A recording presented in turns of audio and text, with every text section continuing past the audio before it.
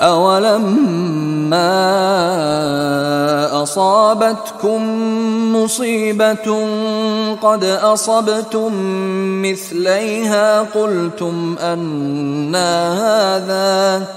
قُلْ هُوَ مِنْ عِندِ أَنفُسِكُمْ إِنَّ اللَّهَ عَلَىٰ كُلِّ شَيْءٍ قَدِيرٌ۔ اولما اصابتکم مصیبۃ قد اصبتم مثلہا قلتم انا ھذا، تو جب تم پر ایک مصیبت آئی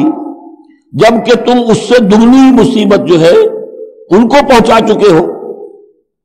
قلتم انا ھذا، تم کہتے ہو یہ کہاں سے آ گیا، یہ کیوں ہو گیا، اللہ نے پہلے مدد کی تھی اب کیوں نہیں کی۔ قل ھو من عند انفسکم، اے نبی کہہ دیجیے یہ تمہارے اپنے نفسوں کی شرارت کی وجہ سے ہوا، تم نے غلطی کی، تم نے حکم کی خلاف ورزی کی،